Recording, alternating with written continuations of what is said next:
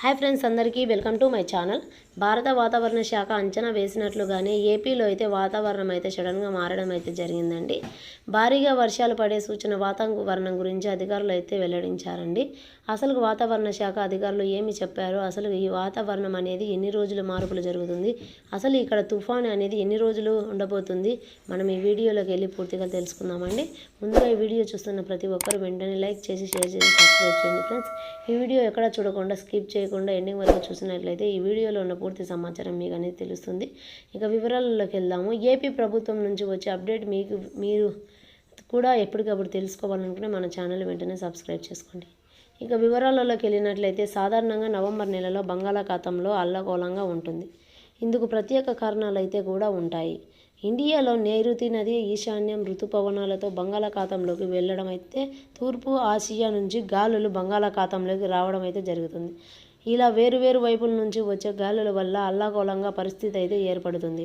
అలా ఇప్పుడు ఒక అల్పపీడనం ఏర్పడే బంగాళాఖాతంలో అయితే ఏర్పడబోతుంది. దీని ప్రభావం వల్ల తెలంగాణ, ఇటు ఆంధ్రప్రదేశ్ అయితే తుఫాను హెచ్చరిక జారీ చేశారండి. నైరుతి బంగాళాఖాతంలో నిన్న ఒక ఆవర్తనం అయితే ఏర్పడే అవకాశం ఉందని అయితే అధికారులు వెల్లడించారండి. అది క్రమంగా బలపడే అల్పపీడనంగా మారింది. దాని ప్రభావం వల్ల ఇప్పటికే ఏపీలో గాలులు వేగంగా ఉన్నాయైతే చెప్పడం అయితే జరిగింది. దానివల్ల ఏపీలో 3 రోజుల పాటు భారీగా వర్షాలు కురిసే అవకాశం ఉందని అయితే వాతావరణ శాఖ వెల్లడించారండి. దీనివల్ల కూడా కొన్ని తీవ్ర ప్రాంతాలు, లోతట్టు ప్రాంతాల్లో ఉన్న ప్రజలు అప్రమత్తంగా ఉండాలని అయితే వాతావరణ శాఖ వెల్లడించింది. పగటిపూట ఉష్ణోగ్రత మరింతగా తగ్గుతాయని చెప్పడం అయితే జరిగింది. పగటిపూటనే కాదు, రాత్రిపూట కూడా చల్లటి ఈదురుగాలులు వీసే అవకాశాలు ఉన్నాయని ప్రజలందరూ అప్రమత్తంగా ఉండాలని అయితే వాతావరణ శాఖ అయితే చెప్పడం అయితే జరిగింది. కానీ బంగాళాఖాతం నుంచి మనకు అల్పపీడన పడే అవకాశం ఉందని చెప్పడం అయితే జరిగింది.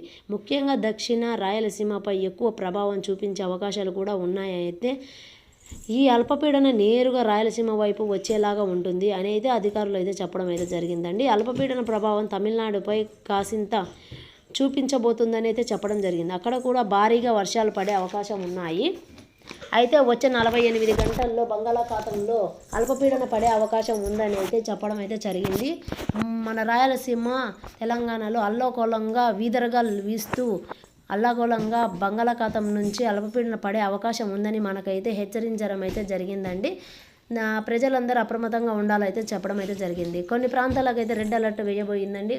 మరి కొన్ని ప్రాంతాలకైతే green alert and orange alert అయితే వేశారండి అధికారులు. అయితే ప్రజలందరూ అప్రమత్తంగా ఉండాలని అయితే చెప్పడం అయితే జరిగిందండి. అటువంటి ఏవి కూడా లేకుండా మన వద్ద తమిళనాడు ప్రభుత్వం కూడా ఆదేశాలు అయితే జారీ చేసింది. అయితే కొన్ని ఊర్లు చెన్నై, తిరువల్లూరు, కాంచీపురంకి ఆరెంజ్ అలర్ట్ అయితే జారీ చేశారండి. ప్రస్తుతం 19 జిల్లాలు అయితే 2 రోజులు వారీగా వర్షాలు కురుస్తాయని అయితే వాతావరణ శాఖ వెల్లడించారండి. అక్కడ ఉన్న ప్రజలు కూడా జాగ్రత్తగా ఉండాలని అయితే చెప్పడం అయితే జరిగిందండి. ఎవరైతే లోతట్టు ప్రాంతాలలో ఉంటారో అటువంటి వారు జాగ్రత్తగా వహించాలని అయితే వాతావరణ శాఖ వెల్లడించారండి. మరిన్ని విషయాలు మనం నెక్స్ట్ వీడియోలో తెలుసుకుందాము. నా ఛానల్ చూస్తున్న ప్రతి ఒక్కరూ వెంటనే లైక్ చేసి షేర్ చేసి సబ్స్క్రైబ్ చేయండి ఫ్రెండ్స్. గవర్నమెంట్ నుంచి వచ్చే ఏ అప్డేట్ అయినా మీరు ముందుగా పొందాలంటే నా ఛానల్ని వెంటనే సబ్స్క్రైబ్ చేసుకోండి ఫ్రెండ్స్.